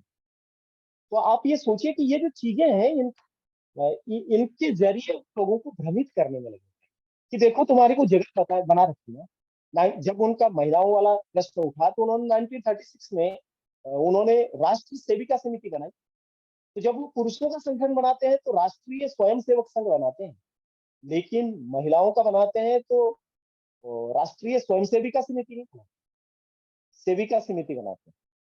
क्योंकि वर्ण व्यवस्था में शूद्रों का स्थान सेवक और सेविका का, तो वो भूल नहीं करते हैं। वो बहुत अपना काम, अपनी चीजें अगर नाम भी रखते हैं तो वो अपने विचार को ईमानदारी से प्रस्तुत करते हैं कि भाई हमारे लिए तुम सेविका हो, और पुरुष जो है वो स्वयंसेवक हो सकते हैं, महिला स्वयंसेविका नहीं हो सकती। तो ये सारे उनके जो काउंटर हैं उनको उनके जरिए वो लोगों को दिग्भ्रमित किए। पीएम का पीएम पीएम जितने भी अब उनके पदाधिकारी हैं और सारे लोग हैं, वो जिस तरह की चीजें कर रहे हैं वो निश्चित रूप से निराश करने वाली। एक एक वाहियात आदमी जिसका नाम बागेश्वर बाबा है, वो प्रेसिडेंट ऑफ इंडिया से मिलने जाता है और भारत की राष्ट्रपति खड़े होकर के उसका सम्मान।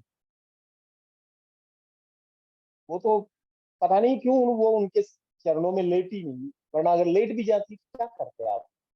जैसे हमारा प्रधानमंत्री वदनंगे जितने भी बाबा बुलाए उसने, उनके सामने बिल्कुल लमलेट हो गया, नतमस्तक।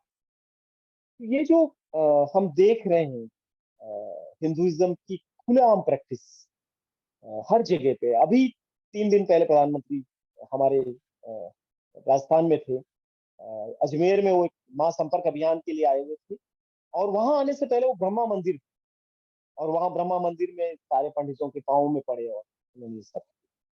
तो खुलेआम जो प्रैक्टिस चल रही है हिंदुइज्म की, और जिस तरीके से वो सब जगहों पे इन चीजों को ला रहे हैं, जिस तरीके से चीजें बन रही है, रामायण का पूरा सर्किट बनाया जा रहा है।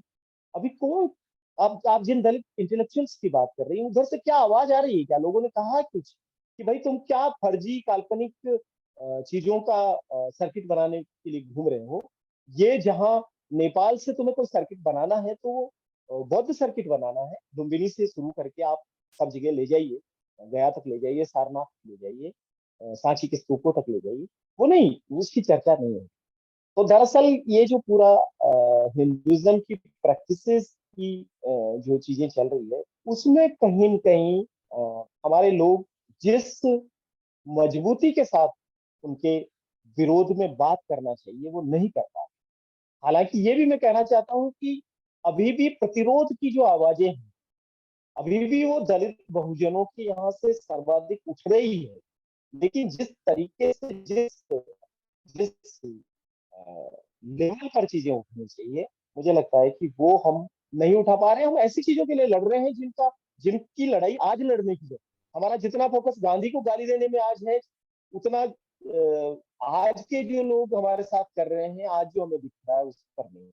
ठीक है, वो इतिहास है, वो सारी चीजें भी कही जानी चाहिए वक्त वक्त पर, लेकिन आज किन से लड़ना है? आज एकदम इमीडिएट आपके घर के दरवाजे के सामने जो दुश्मन खड़ा है, उससे दो हाथ करने के बजाय आप 50 साल पहले आपसे किसी ने कुछ किया उसके बारे में बात करेंगे। हम इतिहास से टकराएंगे तो वर्तमान को कैसे हम सुधारेंगे? मुझे लगता है कि ये हमारी जो अतीत जीविता है, हमारी इंटेलिजेंसिया की, उससे ये प्रॉब्लम पैदा हो रहा है कि शायद हम आज के प्रश्न से नहीं लड़ करके हम अतीत के प्रश्नों से लड़, और हम नई समस्याओं के पुराने निदान थे। तो कहीं न कहीं हमें नए तरीके से आज के प्रश्नों पर भी बात करनी पड़ेगी और प्रमुखता से बात करनी पड़ेगी। अचानक हमारे इंटेलेक्चुअल, हमारे थिंक टैंक, हमारे सोशल मीडिया इन्फ्लुएंसर उनके पाले से खेलते हुए नजर आते हैं। उनको सेंगोल पर बात करते-करते वो कहना शुरू कर देते हैं, वो सेंगोल को कहीं-कहीं से बुद्धिज़्म से जोड़ करके वो कहना शुरू कर देते हैं कि ये तो बुद्धिज़्म का निशान है। तो आप ये जो करते हैं, ये सारी चीज़ें जो है, ये एक भयानक उसके रूप में आ जाती हैं। तो मुझे लगता है कि इन लड़ाइयों को हमें थोड़ा बेहतर तरीके से लड़ने की ज़रूरत है, जो कि आज नहीं। Um, मेरा कुछ सवाल था भंवर सर, और ये बहुत सारे सवाल है, तो आप इसमें से आपको जो भी ठीक लगता है आप उस पर बात करें। और एक एक एग्जाम्पल से हम शुरू करना चाहेंगे। आप बता रहे थे कि कैसे स्कूल से शुरू होता है लोगों को ट्रेन करना, और जैसे हमारे ख्यालों में होता है कि एक बहुत ही डिसिप्लिन कार्डर में लोगों को ऐसे बहुत ऐसे जबरदस्ती से रिक्रूट करते हैं, पर ऐसा नहीं होता है। जैसे हम बिहार से हैं और हमारे आसपास भी सरस्वती शिशु मंदिर है, और यहाँ पे जो देखने को मिलता है कि हमारे सरकारी स्कूल में जो इतने सालों से पढ़ा रहे हैं वो भूमियार और ब्राह्मण टीचर्स, वो स्कूल में नहीं पढ़ाते हैं क्योंकि वो बोलते हैं कि इनके बच्चे पढ़ के क्या करेंगे। लेकिन फिर वो बाहर निकलते हैं स्कूल से, और एक चीज जो आपकी किताब में भी थी कि वो बहुत ही सिंपल जिंदगी जीते हैं, और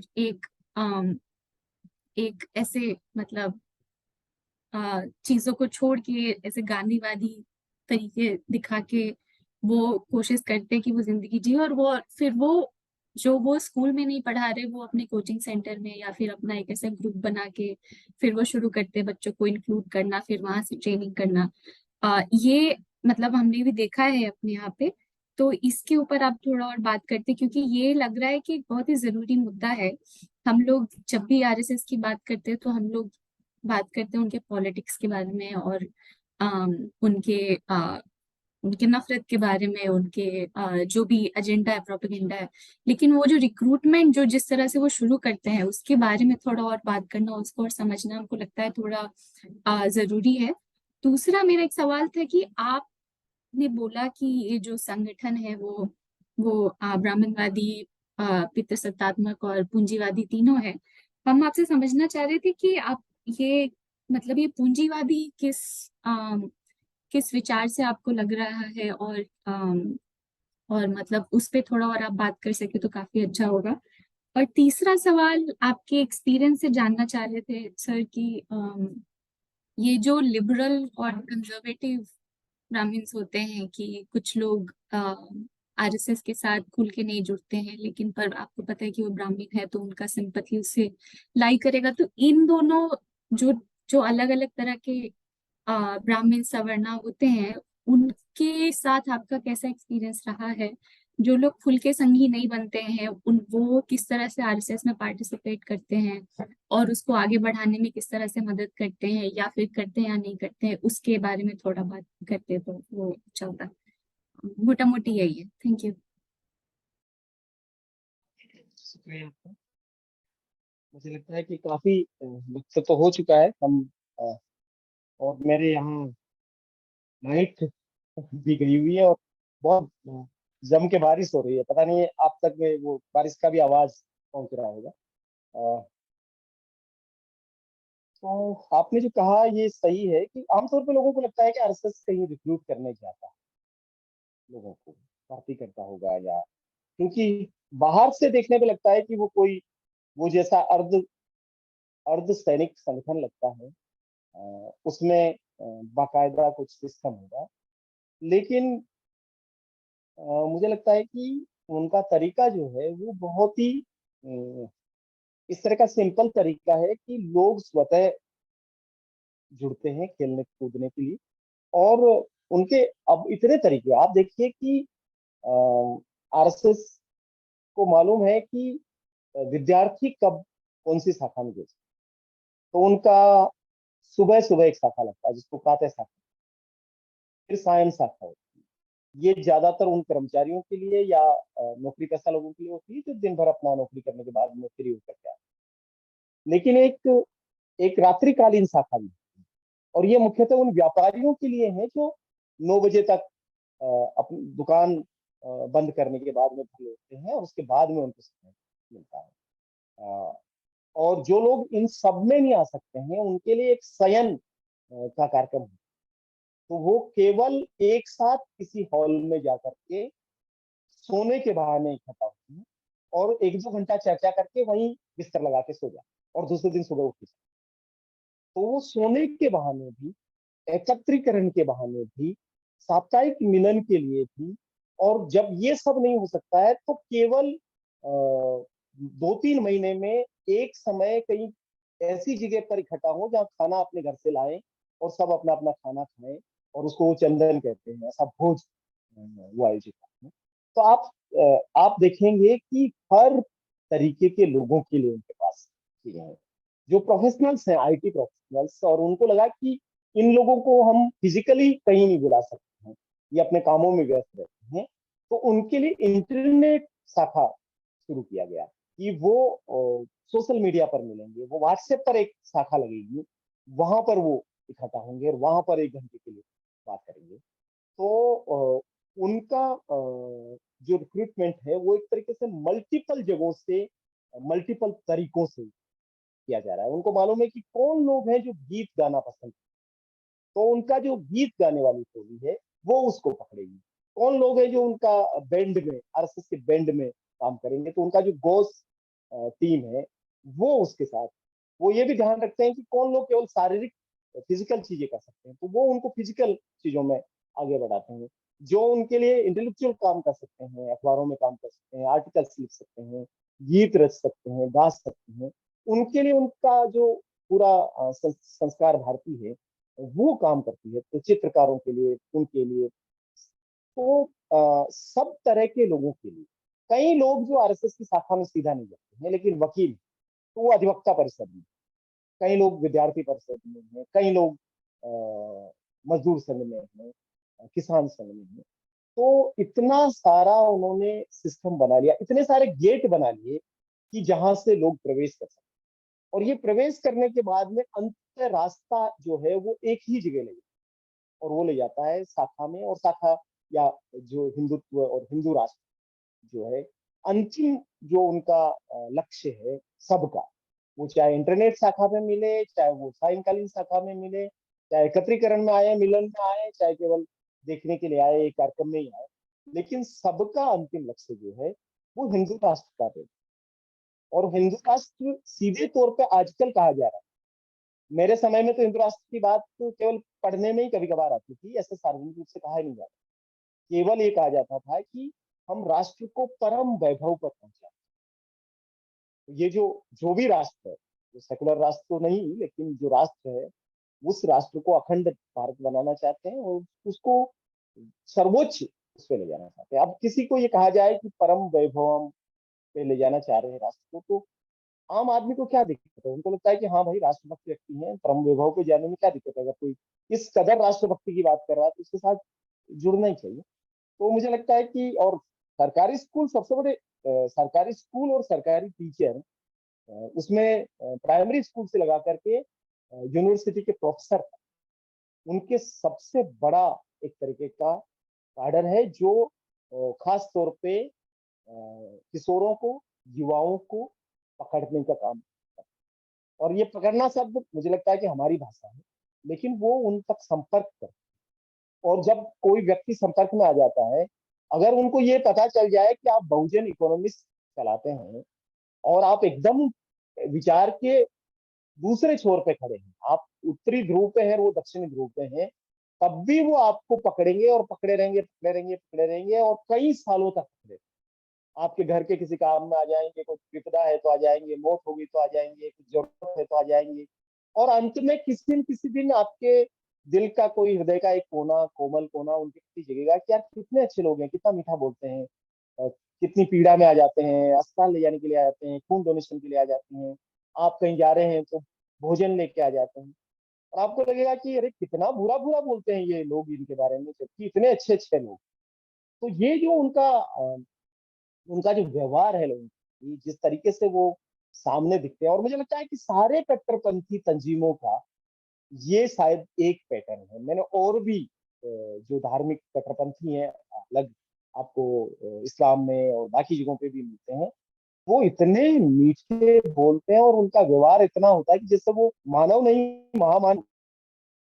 और ये इनका तरीका है कि लोगों को पकड़ना, और वहां से जब वो पकड़ में आते हैं फिर वो अपने विचार को उसमें वो फिर थोप देते हैं। मैंने जो पूंजीवाद की बात कही, वो मैं इस रूप में कह रहा था कि कम्युनलिज्म और जो कैपिटलिज्म है, उन दोनों का जुड़ाव एकदम ऐसा है जैसे चोली दामन का जो साथ जिसको कहते हैं, कि मंदिर पर कोई विपदा आ जाए, अगर मंदिर में कोई हड्डी पाई जाए या वहां हरा झंडा पाया जाए, तो मंदिर के गेट बंद नहीं हो, बाजार की दुकानों के शटर बंद। और बाजार में मंदी आने लगे तो मंदिर में बाबा जी आ जाते हैं, और वो एक ऐसी प्रवचन में अपनी कथा कहते हैं कि सबको नारियल खरीदने चाहिए, सबको कुछ ये खरीदना चाहिए, और अचानक जो चीज खरीदी नहीं जा रही है वो खरीदी जाती है। और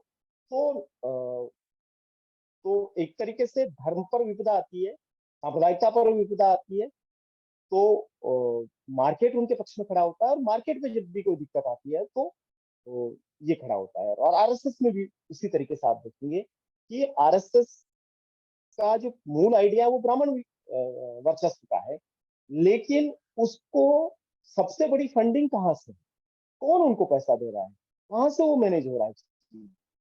तो आप पाएंगे कि उनको जितना फंड्स जो आ रहा है वो ज्यादातर फैक्ट्रीज और जो बड़े उद्योगपति है वहां से आ रहा है।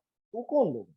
और उद्योगों को क्या जरूरत है कि आरएसएस जैसे संगठन और उसके जो आनुषंगिक संगठन है वो तेजी से आगे बढ़ने चाहिए, क्यों क्यों कर रहे हैं? तो इसलिए मैं कहता हूँ कि ये जो पूंजीवाद और सांप्रदायिकता का जो गठजोड़ है, ये बहुत ही मजबूत गठजोड़ है। और मैं तो जब आरएसएस में था और जिला कार्यालय में प्रमुख था, तब मैंने ये वो भी देखा, अपनी आंखों से भी देखा कि जो गुरु दक्षिणा का जिले भर से पैसा आता है वो किसी एक बनिए के पास रहता है, और वो उसको मार्केट में एक तरीके से घुमाते रहता है, और वहां से पैसा लाया जाता है। शाखाओं का जो पैसा इकट्ठा होता है उसका कोई बैंक अकाउंट नहीं होता है कि वहां बैंक में डालते हैं, ऐसा नहीं है। वो सारा पैसा मार्केट में जाता है, और मार्केट से वो पैसा वापस शाखा में आता रहता है। तो आप देखेंगे कि यहाँ का पैसा वहां जा रहा है, वहां का पैसा यहाँ आ रहा है। तो ये जो एक दूसरे को पोषित कर रहे हैं, उससे ये लगता है। और जिस तरीके से ब्राह्मण बनिया इस संगठन में बहुत प्रमुखता से नजर आते हैं, और अब उसमें भूमिहार और क्षत्रिय जो अपने आप को कहते हैं उसका भी जो थोड़ा बहुत वो दिखता है।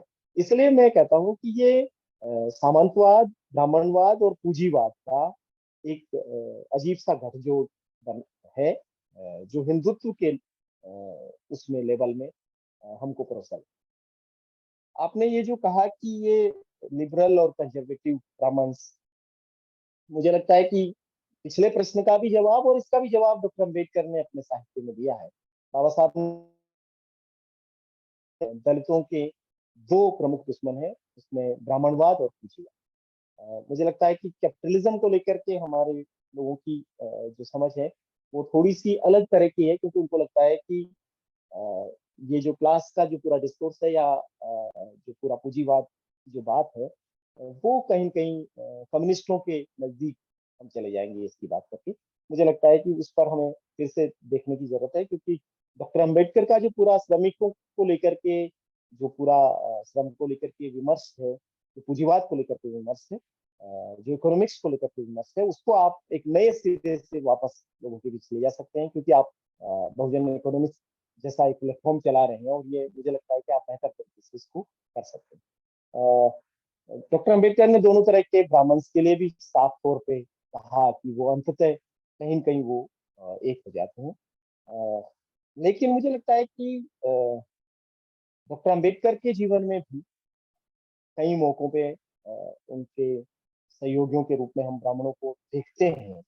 और खासतौर पे महार सत्याग्रह के दरमियान जो मनुस्मृति का जलाने का जो काम है उसमें GN सहस्त्रबुद्धे की जो भूमिका है, और उसके बाद में उनको सहस्त्रबुद्धे को डॉक्टर अम्बेडकर जनता का संपादक भी नियुक्त करते हैं, और उनके अपने जीवन में भी कई सारे दोस्त रहे, फुले के जीवन में भी रहे। तो कुछ लोग होंगे जो वहाँ ब्राह्मण पैदा हुए होंगे जाति में, लेकिन वो ईमानदारी से शायद इधर खड़े होंगे, लेकिन उनकी गिनती जो है वो बहुत ही अंगुलियों पे गिनने लायक शायद हो।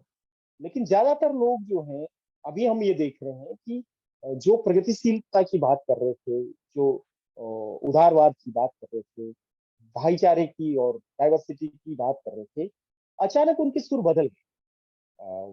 उनमें बहुत घनघोर वामपंथी और प्रगतिशील विचारकों ने जिस तरीके से 2014 के बाद पाला बदला है, उसको देखते हुए मुझे लगता है कि ये जो खतरा जिसकी तरफ डॉक्टर अम्बेडकर ने भी पूरा ध्यान हमें सचेत किया था, और निरंतर सचेत किया जा रहा है जगह जगह से, मुझे लगता है कि वो बात सही है, क्योंकि अंततः उनके अंदर का जो स्वभाव है, अंदर का जो ब्राह्मण है, वो कहीं न कहीं आता है और वो दिखने लगता है। वो परंपराओं के नाम पे आ जाता है, कुछ और चीजों में आ जाता है, साहित्य में आता है, कलाओं में आता है। तो हमें इस मामले में मुझे लगता है कि आंख मीच करके यकीन करने की जरूरत है, हमें देखभाल करके करना चाहिए। और मेरा ये मानना है कि दुश्मन और दोस्त की शिनाख्त करते हुए हम करें, और इसका मतलब ये नहीं है कि हम कोई जाति के आधार पर निर्णय कर रहे हैं, या हम किसी के सरनेम में, कोई ब्राह्मण सरनेम है इसलिए उसको इस रूप में देख रहे हैं, वो भी जरूरत नहीं है। वो भी उस लेवल तक जाना भी एक किस्म का ब्राह्मणवाद ही है। लेकिन हमें थोड़ा सावधानी के साथ अपने दोस्तों और दुश्मनों को पहचानते हुए इस आंदोलन को आगे बढ़ाना चाहिए।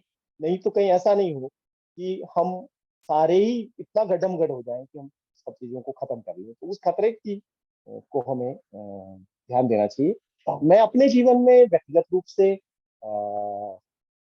बहुत लोगों के साथ काम करता हूं, और मेरा ये मानना है कि हम अपने से सहमत लोगों के साथ उतना बात मैं ज्यादा नहीं करता जितना असहमत लोगों के साथ करना चाहिए। क्योंकि जो सहमत है, जो कन्विंस्ड है, उनको और कन्विंस करना अपनी ऊर्जा का भी अपने है। जैसे आज की बातचीत में भी ज्यादातर लोग जो हैं वो हम एक विचार के लोग, हम एक ही विचार के लोग एक जैसी बात कितनी भी करते रहे उसका बहुत ज्यादा परिणाम नहीं निकलेगा। तो मुझे मुझे वो चैलेंज पसंद है कि जहाँ एकदम एंटी रिजर्वेशन क्राउड है, मैं वहां जाकर के प्रो रिजर्वेशन बात करना चाहता हूँ। या जहाँ पूरा कास्ट हिंदू और उस तरह का जो वर्ण व्यवस्था के और वो जो पक्षधर लोग हैं, या कम्युनल जहाँ पर क्राउड है, या जहाँ पर जाति के पक्ष में लोग हैं, इस तरह के लोगों के साथ संवाद और विवाद और विमर्श करने का पिछले कई सालों से हमने एक अभियान सा छेड़ रखा है, और हम तरह तरह के लोगों के साथ बातचीत कर रहे हैं। उसका कोई बहुत ज्यादा, मैं ये नहीं कह रहा हूँ कि हमें बहुत ज्यादा अच्छा परिणाम मिल रहा है, लेकिन हमें बात करना चाहिए, क्योंकि बात करना बहुत जरूरी है। हम बात ही नहीं करें, हम आपस में ही बात करते रहे, एक दूसरे को कन्विंस करते रहे, तो वो ठीक नहीं है। इसलिए मैं व्यक्तिगत तौर पे अपने जीवन में, अपने काम में, अपने इर्द गिर्द सब प्रकार के लोगों के साथ काम करता हूँ, और उनको साथ में भी लेता हूँ। और मेरा ये सोच है कि हमारे पूर्वजों का इतना उपयोग इतने तरीके के लोगों ने किया है कि हम थोड़ा सा उपयोग इन लोगों का वापस कर लें तो कोई बहुत बुरी बात नहीं है। हमें हमें सब तरह के लोगों का उपयोग करना चाहिए, लेकिन फिर से वही कि एक सचेतनता के साथ, एक साथ। Thank you, sir. RV and one more person is there to ask the question, but we are running out of the time, and I can't put forward the session as it is. So I'm concluding here from behalf of the team. So I want to say sorry on behalf of the team that I missed the introduction about the sir, and I want to introduce about him that sir joined the RSS in 1975 and left the RSS in 1991. And he so far written down two books, that I Could Not Be a Hindu and मैं एक car सेवक था. So these are two books that are related to the project of the Hindutva, if I'm not wrong. And that books also tells how RSS is producing their agenda or keeping up with the from the Shishur Mandir shalas or say school uh, till the mile of the corporate sector wala WhatsApp groups. So this is how the situation is around us, and we don't know how it is going on. And sir, uh, sir talk about us about that situation, and this is how the project is going on. And uh, we don't know, like we used to say there is person like Modi, but he is tokenized actually, and behind his there is a Brahmin forces are there, and we don't know that we know that who are the running the project, but we are not sure and we are questioning among ourselves. So as sir said that we're supposed to talk with the other person, those who are not not those who are related to the those who belongs to RSS core area, and we need to transform them. And this is how we supposed to transform this whole project or say whole agenda of the hegemonized culture. And that is nothing but it is a Hindutva, and it is nothing but so far conducted and will be conducted in future by Brahmins only. But there will be things like going to happen, and that will must be happen. Like person like Modi will be from the OBC caste will be tokenized in the name of inclusion. And there are many examples that sir communicated to us that these are the example from the Dalit as well and Muslim as well that are tokenized, but this is not actually how it is. So I want to say thank you so much, sir, that you said a lot of things, and we actually thought that we are going to translate this whole your lecture in English to broaden to the people. But we were thinking now that we will produce one article on your lecture, and we will recorrect with you, and then we will publish it. Thank you so much. Thank you Ganesh. मैं बस दो चीजें correct करना चाहता हूँ। 1987 to 1991 में मैं RSS में था, 75 में मैं पैदा हूँ, तो बस वो करेक्ट है। और दूसरा ये है कि मैं एक कारसेवक था और I could not be Hindu, एक ही किताब है। मूलतः ये मैंने हिंदी में एक था लिखा और प्रोफेसर निवेदिता मेनन ने उसको ट्रांसलेट किया अंग्रेजी में। अब ये पंजाबी में, तमिल में, मलयालम में और मराठी में भी उपलब्ध है, इसी तरह के अलग अलग नाम। तो बस दो चीजें मुझे कहनी थी। और थैंक यू वेरी मच आप सभी साथियों का, जिन्होंने सवाल पूछे उनका भी, और जिन साथियों ने बहुत ही धैर्य के साथ पिछला लगभग 1.25 घंटे आपने सुना, इसके लिए थैंक यू वेरी मच। शुक्रिया। Thank you so much, thank you for taking out time. हम लोगों को पता है कि हम लोग सब सेम सोच वाले ग्रुप हैं, तो शायद ऐसा लग रहा होगा कि आपस में बात करें, लेकिन ये भी जरूरी था ताकि हम लोग एक ऐसे ग्रुप में है जो पॉलिसीज और ऐसे ग्रोथ एंड डेवलपमेंट के बारे में बात करते, तो हमारे लिए एक उस तरह का समझ बन पाना कि आरएसएस किस तरह से काम कर रही है और हम लोगों को उसका अवेयरनेस लेके आगे बढ़ना वो जरूरी था। तो इसके लिए आपका सेशन बहुत ही इम्पोर्टेंट था। और ये सेशन भी हम लोगों ने इस पे ही रखा था कि हम लोग खुद की बजाय, मतलब अपनी दलित आइडेंटिटी की बजाय, हम लोग उनके बारे में बात करें जिनके लिए ये सारी आइडेंटिटीज बनाई गई हैं। तो थैंक यू सो मच, जय भीम, और उम्मीद है फिर आपसे दोबारा बात होगी।